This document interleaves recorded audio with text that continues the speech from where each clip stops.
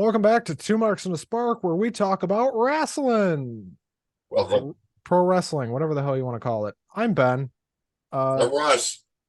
and that's Russ. He's our demented old circus monkey, the resident one. Resident. We are stuck with him. I have tried to fire him. It does not work. He just I shows just up. I just show up anyway. Have I tried to fire him? Yes. Have I succeeded? No. Russ, we have a lot to talk about with Money in the Bank specifically. Yeah. I do want to talk about a couple things right off the top here. Best show of the week in terms of weekly television was Dynamite again. Yeah. I think that's going to be a theme.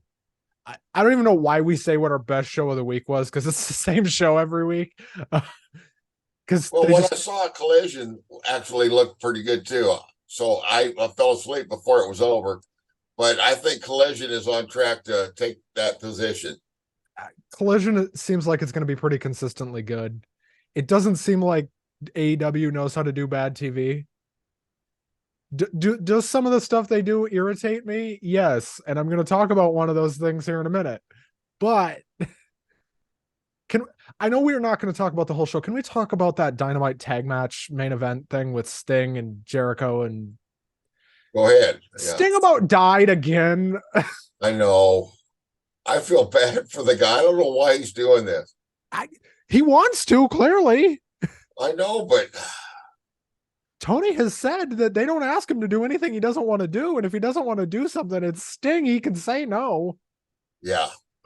It's just insane, isn't it? It's not the fact that he can't say no. It's the fact that he doesn't say no. Right. So if you didn't see it, Sting climbs this ladder, okay? And these tables are set up in such a way, and the ladder is set up far enough away to the point where you're thinking, okay, if anybody tries to jump off that, they're dead. Way too far. Even the commentator said that was way too far. It was way too far. And yeah. So what does 64-year-old Steve Borden do? And I was thinking, oh my God, don't do this. This is live TV. I'm seeing a replay of that Sid Vicious thing in my mind, you know. That was taped, worse. I think. Yeah. But so 64-year-old Steve Borden climbs this ladder, and I'm thinking, oh no, don't do this. And they're saying on commentary, he's not going to do this, is he? And sure as shit, he goes through one table and smacks his head on the second one. Oh, I know. And that, oh my God. I just had a feeling like something's going to go wrong here. Okay. Now it's time to address the elephant in the room.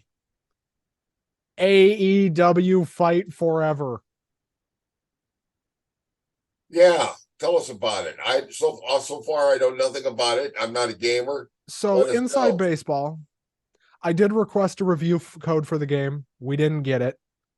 I bought it last minute, although I didn't think I was going to be able to, but I did buy it last minute. And I put about 10 hours in over the last however many days. I've been playing the crap out of it just to make sure I had something to talk about on this show. And I'm going to do a separate video on Fight Forever. Don't worry about that. I'm working on it. It's coming. I was going to do a career mode playthrough, but then I actually played the career mode. And Russ, when I tell you the writing is worse than WWE's scripted promos, it's bad. The game is fun, but like it feels like it's from it feels like WWF No Mercy from like 99. Sure. Does it look better? Yeah, the graphics are better than we thought they were going to be. Well, they look better than the 8-bit stuff they had when I was a young feller. Well, yeah, but anything looks better than that. But like the graphics are better than I thought they were going to be. They were better than the promotional material made them look. The trailers did this game no justice graphically. But my problem with it, specifically playing on PC, I've only had it crash on me once, which is a small miracle, but considering that most wrestling games on PC now crash at least 15 times. But the weird thing to me is There's no crossplay. So if you're playing on PC, you can't play against your friends on Xbox or PlayStation, which is a very modern thing that every company is doing, seemingly outside of sports games, because they're not doing it for some stupid reason, except for MLB. They are doing it. Yeah, it's money. It's money. But the problem is like nobody's bought this game on PC. So anybody that bought the game on PC is like fucked. But the game is fun, but it doesn't seem like they put a whole lot of thought into anything outside of the gameplay. There's no trios tags, which is wild to me. The roster is wildly out of date. Cody Rhodes is in the game, which is, I don't know if you noticed this, Russ, but it's been a while. Cody's in the other company. For at least a year now. For a year. Yeah. Wow. So, and FTR was like a pre-order bonus DLC, and so was Matt Hardy. Yet Jeff Hardy's in the game. The current AEW Women's World Champion, who has been there for a while, Toni Storm, is not in the game and will not be added. At least not as of yet. What do they have? They have the dentist, Doctor. They have Dr. Britt Baker, yes. Yeah. Hook is also not in the game, but will be added later, I guess. Danhausen not being there on day one is a weird omission to me. He's been there for almost 2 years. You'd think they would. I mean, he's practically like a game character is his gimmick, isn't it? Pretty much. And he's been there for almost 2 years. I don't know. I like the game, but I definitely think it needed more time in the oven. Which, to some level, they probably couldn't afford to not put it out. First one. If maybe they'll do better next time. Supposedly, they're going to support this game for 3 years. Supposedly. All right. Because they don't want to do yearly releases, which I don't blame them. Yearly releases are hard. Oh, yeah. But what wasn't hard was watching Money in the Bank. This show ended up being a lot better than I thought it was going to be. I enjoyed it. Overall, it was a very good pay-per-view. But this show had every bit of Recipe for Disaster written all over it. Yeah. And it wasn't that. And if you remember last year's Money in the Bank, outside of a couple of things, last year's Money in the Bank was not very good. This show was very good, and I really enjoyed it. What I didn't watch was the pre-show because I have better things to do with my time. Same here. No idea. This show kicked off. There was no opening pyro because they did what they did in Puerto Rico and completely overfilled the building. I don't know if you noticed this, but there was clearly like some people in standing room only. Oh, yeah. That crowd was amazing. They were loud and it was full. The crowd really helped with the feel of the show. It was very good. They announced a sellout of 18,885. For once, I think WWE might have understated how many people were there. Yeah, maybe so. Because it felt like there was about 25,000, but I don't think there was that many. The O2 can't fit that many. It just sounded that way. Let me check the O2 Arena's capacity. I probably should have checked this. So the O2's capacity is up to 20,000. I'm sure it's less than that for wrestling, just because that's generally the case. But we started with the Money in the Bank ladder match for the men. Yeah. This match was fucking great. Yes, it was. It was great. And we had 7 entrants. The last couple of years we've got my wife is a casual fan, not a regular fan. She watches the opening match. After she was not familiar with Logan Paul. She didn't know who he is. She saw his entrance. She saw the way he carried himself. She says, I hope anybody but that guy wins. Anybody but him. Anybody but him. She just hated his guts the second she laid eyes on him. I mean, he's a good heel. Yes. Terrible person, good heel. There were so many crazy spots in this. I'm just going to go over a couple. The scary one was when Ricochet and Logan Paul did that flip through the ropes onto the tables. I don't know if you saw it, but Logan Paul's leg was caught in the rope and they tried to flip and Logan clearly just fell. That could have been a lot worse. The surprise at the end was it looked like what everybody thought was going to happen happened, and it looked like LA Knight was going to win. Damian Priest comes in and absolutely just murders him. Damian Priest is Mr. Money in the Bank. I was happy with that. I was too. I was surprised. I didn't realize that LA Knight was such a fan, had become such a fan favorite. Or is it just because it's a British crowd? No, he's just that over. He really, really has done well. And I was okay with him winning, but I kind of see where they're going now with Damian Priest, you know. I mean, storyline wise, Priest made more sense. Yes, it did. And we'll talk about that later with the World Heavyweight title match that I wasn't crazy but about. There was a lot of great matches. And Santos Escobar wore his raccoon eyes. He wore the war paint. And, you know, if anybody had a star-making performance here, it was Santos Escobar. He was great. He was awesome. I mean, if they weren't already planning on pushing this guy, which if you're going to put somebody in LWO, you're probably going to push him. Right. But, and Pete Dunne did well, too. Yeah. I mean, overall, he looked great. I don't know if you noticed this about those tables that they were using. Those were the ones with the steel support beams in them. Right. And me and my friend who I was watching this with made the joke that when Pete Dunne almost got put through the tables by Logan Paul, I was like, Pete, run, the influencers are coming. Oh, yeah. Get it? The British are coming. The influencers are coming. Yeah, exactly. The influencers. Well, anyway, Damian Priest wins. I was happy. My friend Joe was confused as to why Damian Priest won because he doesn't watch the show on a weekly basis, but I enjoyed this. Well, here's a breakout star is what he is. I mean, Damian Priest is a very good wrestler, and I always liked him as Punishment Martinez, and I really like him as Damian Priest. So he's a much better heel than he was a babyface, though. Oh, I agree. So we had Baszler and Rousey defending against Morgan and Rodriguez. This was a good match. I actually thought this was like probably Baszler and Rousey. Really was, and I did not see the swerve coming. Did you? No. I heard about it. I heard about it ahead of time, like I think a lot of people did, but I didn't necessarily believe it. It's one of those things where you hear about it ahead of time and you're like, fucking no way. I do have a reason as to why, though. Dave Meltzer in The Observer reported that Rousey's hard out is like right after SummerSlam and she's done. Okay. So I guess Rousey's leaving the company, which fine by me.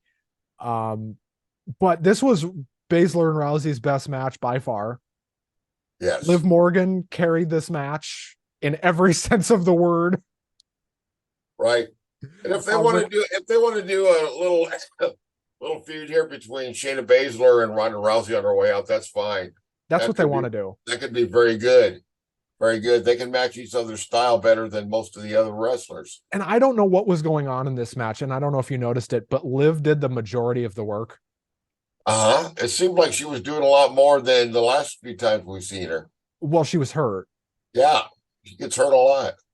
No, she doesn't get hurt a lot. She was just hurt because they tried to murder her inside the elimination chamber. And then what I should say, I didn't mean she gets hurt a lot. I mean, it looks to me like quite often she's wrestling in pain. Does that make sense?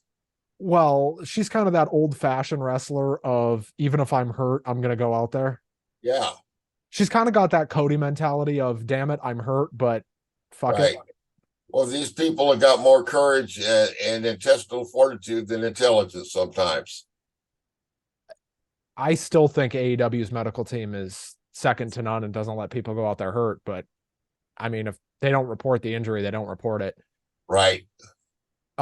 We get a new sponsor on this show as well. Bud Light was all over this show. It sure was. And I just happened to be drinking Bud Light while I was watching it. What a coincidence.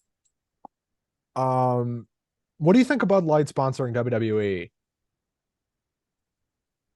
They're trying to see, they've had some marketing missteps. People have had bad reactions. So it doesn't bother me. At this point, they've offended just about everybody on all sides of the issue, the transgender issue. You know, I was looking for that can. I said that's going to be a great collectible, and then I found out it wasn't a can. It was just one can they made. Yep. I thought, oh come on, one can. See, but now they're looking for sponsorship. So, but I guess Bud Light has been partnered with the UFC forever, and if they're going to merge, I mean, and my friend Joe's like, oh, I don't get why Bud Light and WWE would partner here. Money. WWE's PG. I'm like, probably not for long. Well, beer is PG as far as I'm concerned. Just use a little parental guidance and they'll be fine. And I think they even said drink responsibly. So, like, sure, you know, it's the only way to do it. We get a Kayla Braxton interview, and I know Renee Paquette's the best in the business, but I think Kayla Braxton might be second. She does an interview with Damian Priest, and he cuts this fucking awesome promo. It was very well done. Good job. He says, first of all, I'm not Mr. Money in the Bank. I'm Senior Money in the Bank. And he didn't know which belt he was going to cash in on yet, but I can already tell you which belt he's cashing in on.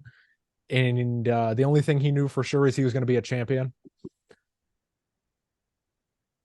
And then right away it puts the question, who's going to win? Who's going to win the match down the road? Because you right away start thinking about him and Finn Balor. Man, if they do him and Balor, dude, that match is going to kick ass. Oh, yeah. And then we get Gunther versus Riddle. This match was too short, but it was very good. Oh, man, it was awesome. Gunther did his duty. By the way, I know this doesn't sound believable. They were only out there for like 7.5 minutes. Well, I tell you what, it looked to me like Matt Riddle was just selling his ass off for Gunther. I mean, he sold that ankle breaker at the end like he just broke his ankle. Oh, it made me cringe. It was so believable. I got caught up in the moment, man, just like a kid. And then I quietly re-signed right before the show return.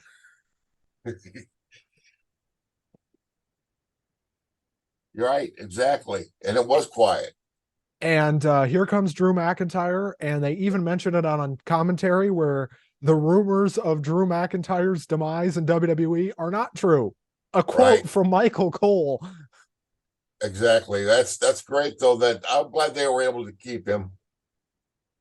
He's a big get back for them. Yes, really, really good. Because he's that classic WWE sized guy.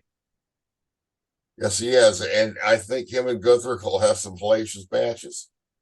They're SummerSlam, I think, and Drew's probably going to win the IC title.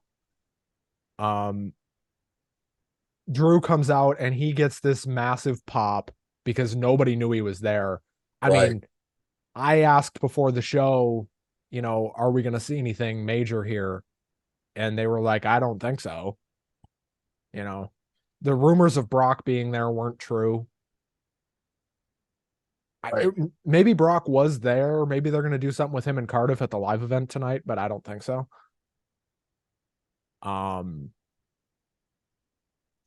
That doesn't sound like something he'd do just for the fun of it. I mean, if it was at MSG, maybe, but he'd probably want $1 million to hang out backstage. Probably. Cody Rhodes versus Dominic was next. Cody Rhodes got the I'm the face of the company pop. Yeah.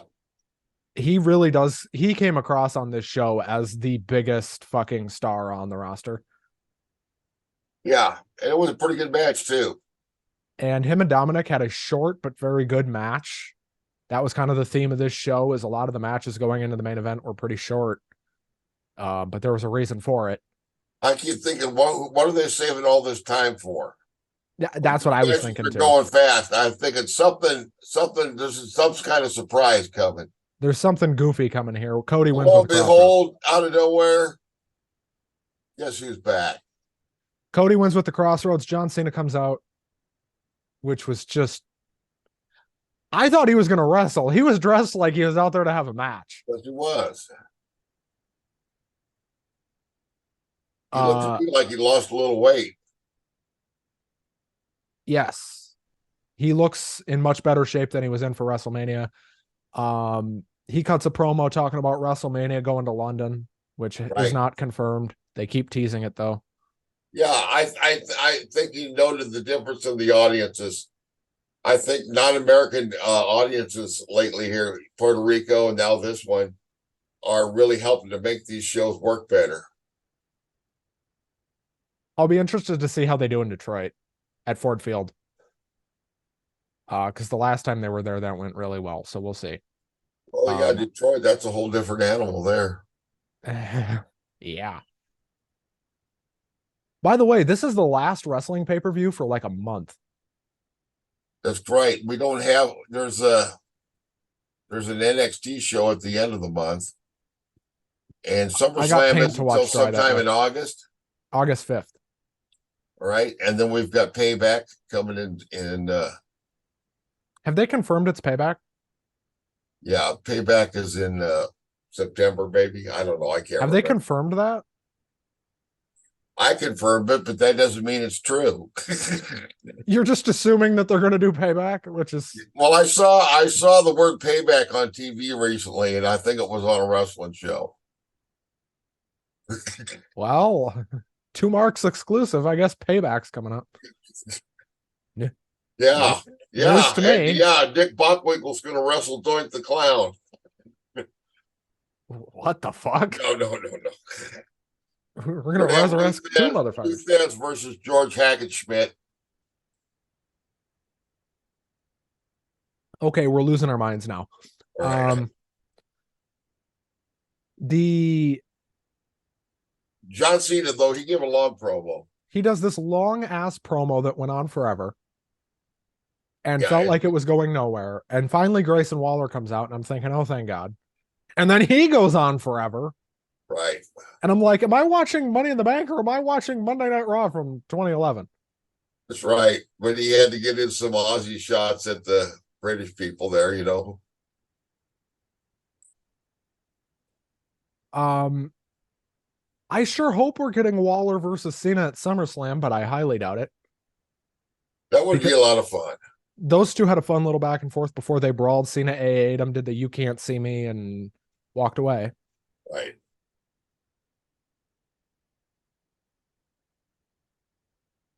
We got a video package for the women's Money in the Bank ladder match.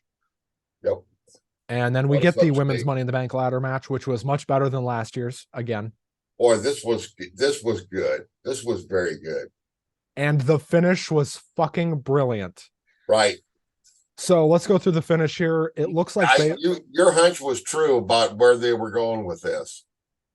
I had a feeling. Yeah. I had two inclinations here, and one of them was Zoe's going to win and give it to Trish, or what happened was going to happen. Right. So Aew looks like she's about to win. Bayley comes in, knocks the ladder down. They make a thing on commentary about, or Wade says something on commentary about Bayley not knowing it was Aew up there, which right is stupid. And even Michael was like, "Are you crazy? Right? Are you stupid?" Yes. And then Becky gets in. They kind of do a three-way brawl for a while as everybody else is dead on the outside because Zelina and Zoe killed each other on a ladder spot, and Trish went through a table and a ladder. So it's just Aew, Bayley, and Becky pretty much left standing. Becky and Bayley look like they're going to climb up the ladder and try to win. Aew grabs handcuffs. Becky was already handcuffed, and Aew takes the other handcuff, handcuffs her to Bayley, climbs over Bayley, grabs the briefcase, and wins. Literally climbs right over her carcass and it grabs it. That was great finish. And Bayley is screaming her head off, basically saying, "What the hell are you doing?" Yeah. And Aew Sky wins Money in the Bank very deservingly. Yes. And Becky and Bayley both looked defeated. They looked depressed. But that was the smartest finish to a women's Money in the Bank match, maybe ever. That was very well done. And there was We some pretty dangerous looking spots in there too. oh that what was that? That sit out power bomb off the ladder from Zelina to Zoe. That looks hellacious. Zoe looked dead, and Zelina looked like she just broke her tailbone. Yeah, they both look like they hurt each other, which maybe they probably did. I think Zoe looked like she hit her head pretty hard. I hope she's okay. Yeah. Um, there were some scary spots in pretty much every match on this show, by the way. Like every Yeah. match on this show, even the non-ladder matches had spots where you were like, oh, Right. that's not good. We had Seth Rollins versus Finn Balor. This match was too damn short. Uh, It was kind of short. and had a very bad finish. Finn was going up for the coup de grace after Priest came out. Looked like Priest like distracted him by moving towards the ring, and Balor started yelling at him, went for the coup de grace, missed, got hit with a curb stomp. 1, 2, 3, that was it. And then Rollins got out of there, and Priest and Balor yelled at each other. That's right. So now they're going to be feuding. But yeah, he come out there earlier, and everybody's thinking, "Oh man, if Finn Balor would have won, I think he would. They were trying to make you think he was going to cash it in right away. And I thought he was still going to cash in on Seth because Finn had the majority of the offense in the match. He sure did because he probably could have beat him, but he didn't. So they're going to tease the story some more. Maybe Damian figured, oh, with Finn out here, Finn's just going to screw me anyway. So, Well, it was kind of payback for the he blamed Finn Balor for distracting him a few weeks ago when he yeah, had the match against Seth Rollins. payback, no pun intended. Right, payback. There you go. See, I told you. We got the announcement that Edge is going to be back on Friday night for SmackDown. It seems like it might be him and Waller because he's going to be on the Grayson Waller effect. We get an old-fashioned interview segment with Kayla Braxton, Kevin Owens, and Sami Zayn, where Kevin Owens and Sami were in the skybox. I thought this was cool. I enjoyed that too. And they talk about Owens and Zayn retaining on SmackDown Friday, and then a whole bunch of other stuff talking about Civil War. And then we get to the greatest fucking tag match that you've perhaps ever seen. Great. And they they had a long package to recap the storyline in great detail. They had maybe video package of the year before this. Yeah. And Jimmy and Jay come out, and they're in the old Usos gear, not like super old, like pre-bloodline Usos gear. And then including the return of the Usos hat. You remember the Usos hat? We hadn't seen that in a while. And then Roman and Solo come out, and Paul Heyman comes out with the WWE Championship with Brock's nameplates on it, which I think is. Please tell me you saw that's got Brock Lesnar's plates on it. I did not see that. Oh, it does. It's but funny. I'll take your word for it. It's very funny. I'll send you a picture. I'll post it next time. Paul Heyman. As Roman and Solo are coming out, there's a lot of "fuck you, Roman" chants. Flashback to 2015. It's been going on for a while. Yeah.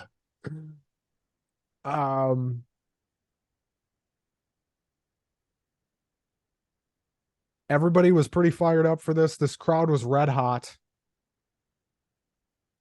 Solo gets a lot of the offense in early. And these guys just have this incredible match.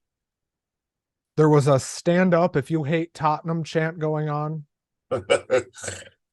which as a European football there were so many different chants going on. I couldn't make them all out, but it really was entertaining. And Roman sat down. Roman getting real heel heat in England for liking Tottenham Hotspur. It's which like is those chants are like they give you like a running commentary from a bunch of smart ass limeys about what they think about your American wrestling. a wanker chant at both Roman and That's Solo. right, wanker. They even chanted wanker at Finn at one point, which I thought was really weird. Um, Solo looks dominant very early. What was funny about this is like every time Roman got in the ring, he kind of got his ass kicked. Yeah, he was. He was getting. He really kind of got his humiliated last night, didn't he? The tribal chief was utterly humiliated repeatedly. I mean, Roman just didn't have a good night last night. He's just despondent because people aren't going to take him seriously anymore. This England crowd certainly did not take him very seriously. They did not acknowledge him. Roman was clearly like his character work is great, and he was really playing up the fact that it was getting into his head how this crowd was reacting. This crowd was just so pissed at him. Right. They But did Roman not like Reigns him is at so all. good. Roman's Reigns, he's gonna, he can, when he's done wrestling, he'll make good movies because he can act. He can convey the storyline through his eye expressions, his facial expressions. He's very good. And it was weird because like this was the most uncomfortable we've seen this tribal chief character. Because he was like visibly uncomfortable a lot here. Yeah. Solo was in control for a lot of the back half of the match. The ref goes down. It looked like Chad Patton actually broke his leg at one point. That referee bump there actually looked like a more realistic looking referee bump. Usually they just barely tap the guy and he falls in the corner for 20 minutes. This looked like there was some reality to it. And Roman couldn't hit the Superman punch for his life. It took a Samoan spike for him to be able to hit it. And the ref goes down and it looks like, oh boy, here we go. Here's a classic Roman's going to win spot. Solo and Roman beat the crap out of Jimmy and Jay while the ref's down. And this was really the most offense Roman got in most of the match. I mean, he got more in later, but this up to this point, this was like the most he'd done. Right. And they beat him up, Samoan spikes, Superman punches, and spears. Ref gets back in the ring. I'm thinking, okay, well, that was fun. Right. And 1, 2, he kicks out and he low blows Roman in the process. Right. And I said, holy fucking shit. Yep. Jay kicks out. They actually were going to do it. I was like, are they going to pull the trigger on these guys here? Because if they don't, they're crazy. Well, the ref was down. They did get a 1D hit on Roman, but there was no ref, obviously, and that led to the beatdown and then the big kick out. It looked like Solo was going to put Jimmy through a table after the ref was back up and the match was still going. Roman was yelling at him to finish it. Solo dived too late, put himself through the table. Yeah, he did. And Roman looked like he was going to piss his pants. Solo took himself out pretty much. Keep in mind that Reigns getting low blowed on the kick out was extremely funny because Reigns has done that a lot. Notably against Daniel Bryan and Cesaro. Sure. Yeah. And Jey Uso. So Jimmy gets tagged in. Super kicks for Reigns and Sikoa, who revived himself. And Jay gets tagged in, hits the splash. 1, 2. I'm thinking, okay, Roman's going to kick out here because there's no way he's getting pinned. And sure as fucking shit. Yep. Patton counted 3, and I was like, I couldn't believe it. That was great. Did you think it was a botch? Because I did. No, I thought I was just shocked. I was happy, but very surprised. I was like, did they just botch that? Did they fuck that up? Because Roman hasn't been pinned in like 4 years. Yeah. So I was thinking, I thought the Usos were going to win, but I thought they were going to pin Solo. But they pinned Roman. And Paul Heyman looked like he was going to lose his mind. Because again, as the tribal chief, Roman Reigns doesn't get pinned. Right. And He didn't know whether to shit or go blind. I tell you, it was good.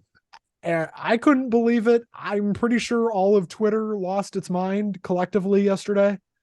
Uh, you know, it was crazy because again, Roman Reigns getting pinned is kind of rare. First of Yeah. all, what did this tell you, Russ? Because we've got a lot of time left here, so we got a lot of time to talk about this, and there's a lot to talk about with this Roman getting pinned thing because there's more to this than the Usos won and pinned Roman. There's more to it than that, obviously. Sure. And Roman's reaction afterwards was great. You saw him having a mental breakdown on the ground. Just Paul Heyman looked like he was going to cry. I mean, clearly this sets up for Jay and Roman at SummerSlam, I think. I don't know what else they're going to do. Yeah. I mean, AJ maybe, but it seems like it's going to be him and Karrion Kross for a while. But like, I still think that what they're waiting for here, and I think this is what they've kind of been waiting for this whole time, is for Randy Orton to come back. Because I think they want to do Yeah. Tribal Chief versus Viper. I think that's what they're waiting for. Why? I don't know, but that's kind of what it feels like. And if that's the Yeah. plan for like a Survivor series, because Randy's supposedly going to be back any day now. Like anytime now, Randy could come back. I would be surprised if it's not on SmackDown. Um, Although with Cena seemingly back for a while now, I would think Cena's back for a while now because I don't think they send him out there and cut a promo and hit Waller with the AA if he's not back. But they've done dumber shit than that, I guess. I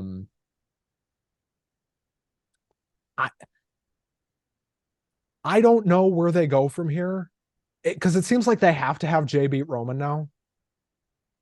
Right. Am I crazy? Oh, well, that would make the most sense. It just depends on how soon Roman Reigns or how much longer he wants to wrestle. Because He can retire anytime he wants. they've injected new life into this thing very well since Mania. Remember at Mania, me and you thought this thing was fucked. Yeah. It wasn't. We were Right. We wrong. were wrong. Imagine that. A couple of marks on the internet being wrong. Go figure. Yeah. Who ever heard of such a thing? We're not allowed to be wrong, are we, Russ? Well, we're in trouble then. We're always right. Um, so where do you think they go from here with Roman and Jay now? Because it seems like Jay is the one that they're trying to make here. But Well, I don't know where they're going. It's going to take them a while to get there. I'm well, sure. obviously. Um, Another thing too is the merger, right? I don't think we've talked about that a lot since it No, happened. hasn't been a whole lot of new news. Triple H confirmed that the merger is slowing down NXT Europe opening up, but I'm sure once that's done. Also, there's apparently a bunch of changes coming for Raw once the merger goes through. If one of them isn't going to 2 hours, I'm gonna flip my desk over. Um, I don't know what to make of that, but it's interesting because I think the reason Roman still has the belt is because of the merger. I I said that at WrestleMania, right? When Sure. we were here after WrestleMania, I said that I think I think somebody from up top got in somebody's ear and said, Roman, Well, they stability. want somebody who's going to get good ratings on television. Well, he's stable. That's the thing. And he They looks like a know star. He acts like a star. He always has. he's a known quantity, and I think that was part of what they wanted. And I think that's what Endeavor wanted was, for the sake of the merger, just keep it on Roman for now. We'll figure it out later. And then they Triple H says it was the plan all along to have Roman win, and you know what? Maybe it was. But do I believe it was the plan to have him hold it all the way to SummerSlam? It probably was. Do you know why? Because the original plan was for Roman Reigns to wrestle The Rock. And I don't think Roman's beating, or Dwayne is going to be the one to beat Roman. No. So it was probably always planned to have Roman win at Mania, and it just so happened that it was Cody. And, they probably do have a plan, and they've probably had a plan all along. And, maybe it was a mixture of the merger plus Roman was planned to win anyway, because he was always going to hit 1,000 days. But now the clock's kind of ticking on this thing. And it feels like they acknowledged that last night with him getting pinned. Yeah. And I don't know if he's going to lose the belt at SummerSlam. I don't think he is. There's been forward momentum in the storyline, but it's still moving slow. But it has to. Yeah, you're right. Because if they speed this thing up, take another freaking year to sort out. If they speed this thing up too much, it's going to suck. And I've ragged on WWE for years for not doing enough long-term storytelling. So I can't really bitch that they're moving too slow here, because that would be a little hypocritical. Well, it's preferable to the competition who tends to move too fast with no adequate build-up to things. Well, both of them are better than TNA was, where TNA would do 6 angles in the process of 5 minutes. And with TNA, it was just, you couldn't believe what you were seeing, Do you remember, you may not have been watching TNA by this point, because most people weren't. Do you remember when Hogan came into TNA? I sure do. It was a shit show of monumental proportions. It was god awful. That whole era. Oh my God. Some of the most unwatchable bullshit I've ever seen in my life. Okay, pre-2010. Dixie Carter was just as much a problem as Hogan was. Okay, but pre-2010, TNA was pretty good. Pre-Hogan, TNA was pretty good. I agree. Hogan gets there, and it's like, this don't work for me, dude. Right. And so they change it into his image. And guess what? The fans didn't like it. Do you remember Bubba the Love Sponge being like all over TNA? Yeah, I don't miss not seeing him now. Not one bit. I've been going back and watching Hogan era TNA recently. And we shit on WWE. Oh, I was thinking the same thing. I said, maybe we owe Raw an apology when you think about TNA. This week specifically, I was watching right at the beginning of the Hogan era. Right. And I was like, Raw is bad. Yeah. But and then the worst thing that they did, the worst thing that TNA could have done in that era to embarrass themselves on the national scale was to try to go Monday Night Live competition with Vince McMahon. Do you know what their reasoning for that was at the time? What? We've got Hogan. We'll be fine. Oh, boy. Oh, my goodness. Okay. From a product quality perspective, had TNA kept the product they had before Hogan got there and just kind of kept where they were going?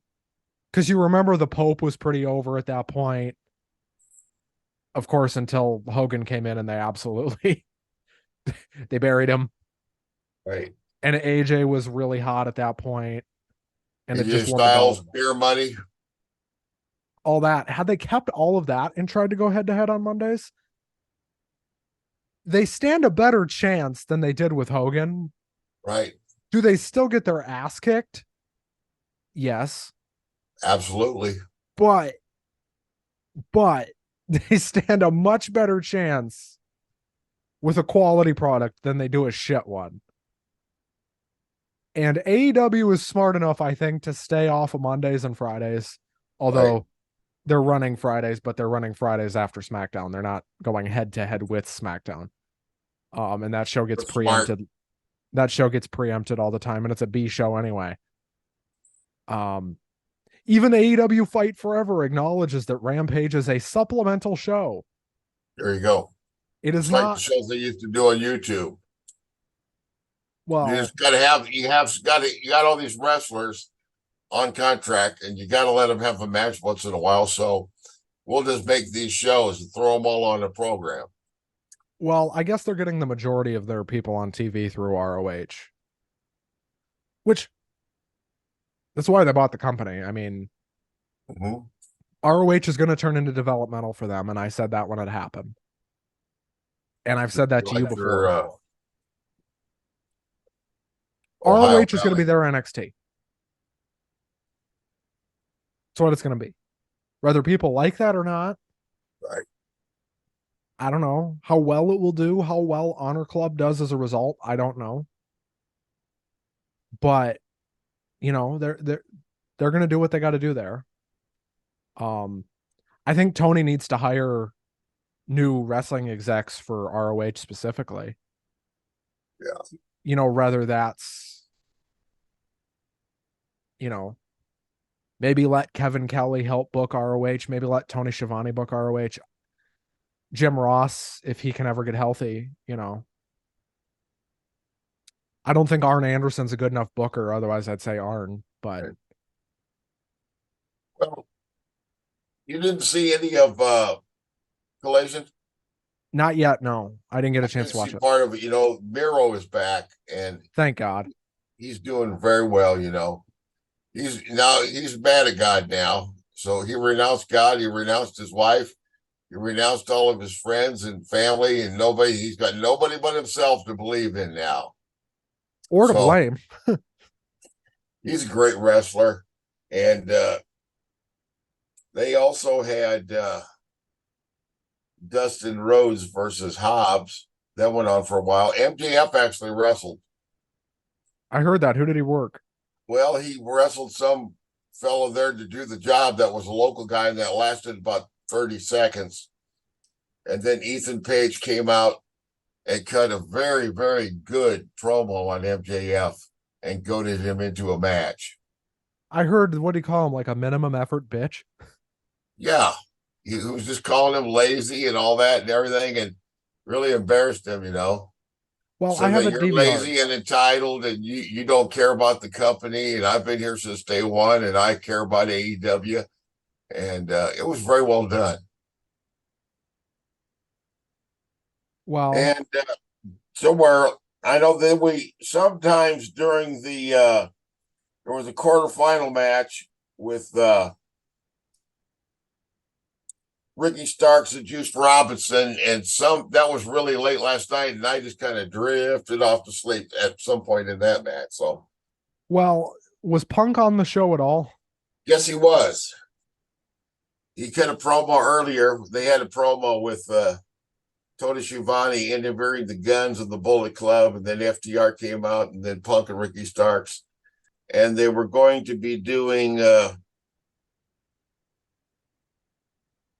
I think they were going to have. I forget what the main event was, but Punk was on the show. He was going to do commentary during the main event. Well, that must have been something else. Him and Nigel on commentary. Oh, good Lord. Yeah. Him and Nigel on commentary. Help. Right. And They Kevin probably Kelly. both said the F word. I don't know. I'm curious as to what AEW is going to do for All In. Because, like, the biggest money match that they could have done is gone now because Bryan is hurt. And right, they're gonna have to reassess things, I guess. I mean, I would think Punk's going to wrestle Jay White, right? That would be great. I would think. Or That would Samoa be, Joe. you would think that would be a big money match. It's Samoa Joe, Jay White, something like that. Right.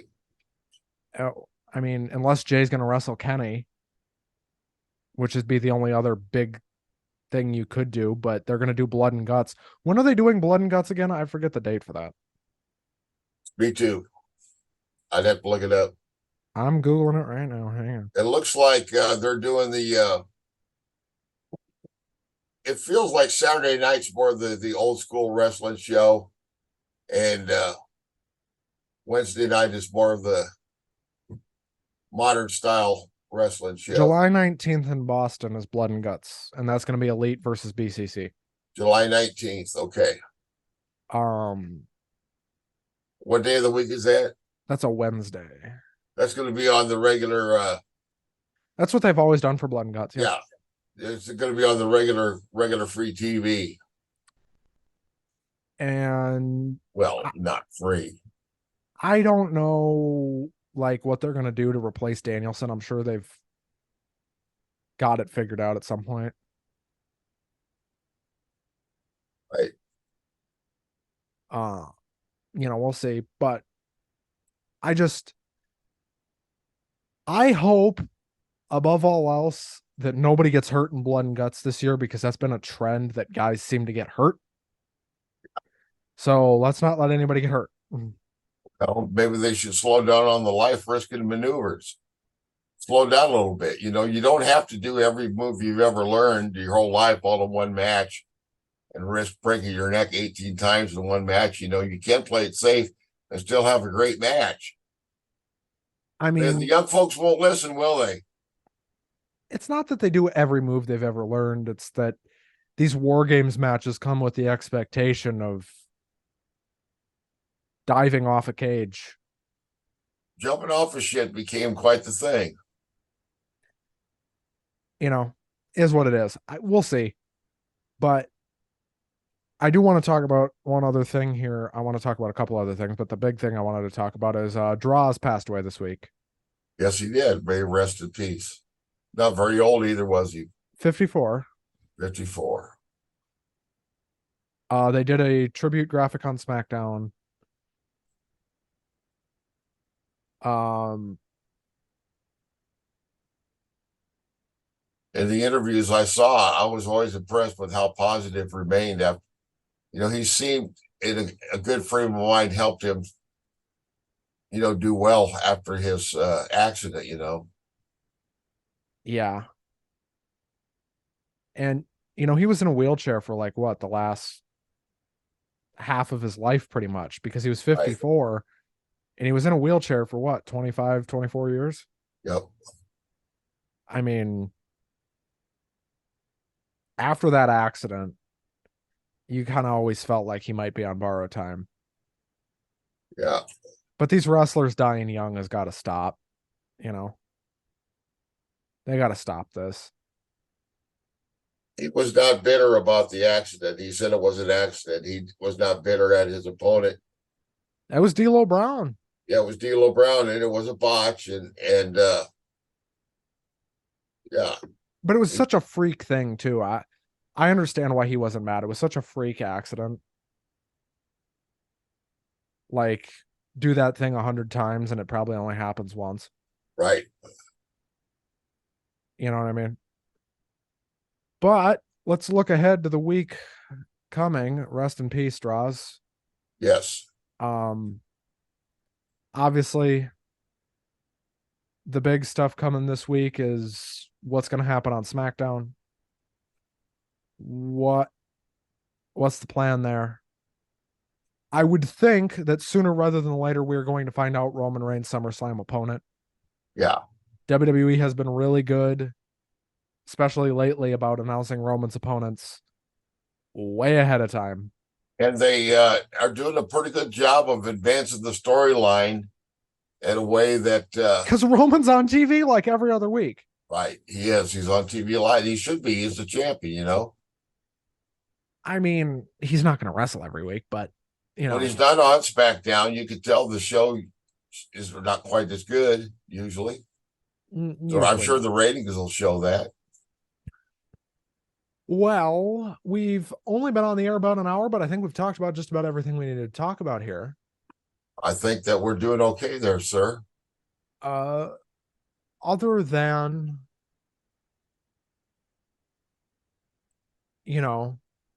just the general consensus that everything was good this week except for Raw.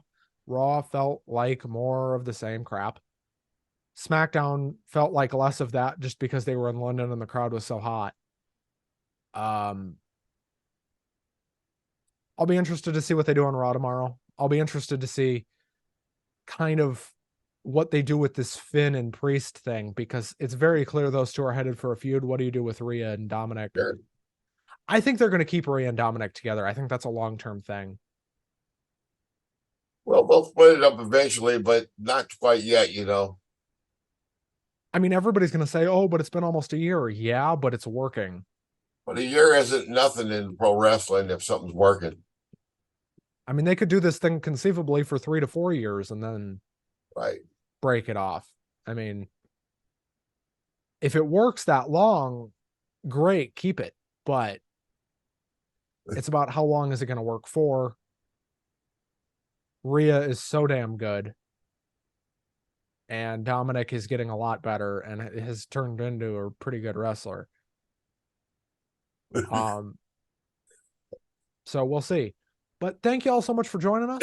Leave a like, comment, and be sure to subscribe for more Two Marks and a Spark. Shrewsworthy this week. We're going to have Doc Peterson. Uncle Russ, what do you got coming up on Uncle Russ's Comic Talk? Oh, we're going to be selling some comic books. We're going to be talking about the Superman comic strips from the newspaper days. We're even going to be talking about the Muppets. So stay tuned to Uncle Russ's Comic Talk in the weeks to come. Well, Doc Peterson coming up this week on Shrewsworthy, and I will have more stuff coming out this week as well. And obviously, stay tuned for Uncle Russ's Comic Talk. Might have 1 or 2 more things coming this week as well. So that'll all be here on Lock 22. And if anything changes, I'll let you know on Twitter. Everybody have a great rest of your day, great rest of your week. Happy 4th of July, everybody, because I'm sure as you're seeing this, the 4th of July.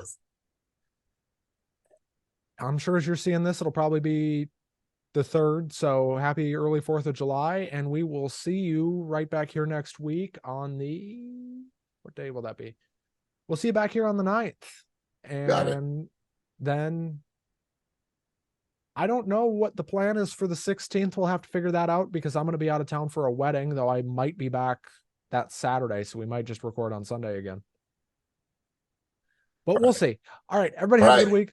Like, comment, and subscribe. And keep it locked right here on Lock 22 for more awesome content. Talk to you soon. Damon, play my fucking music. Let's go home.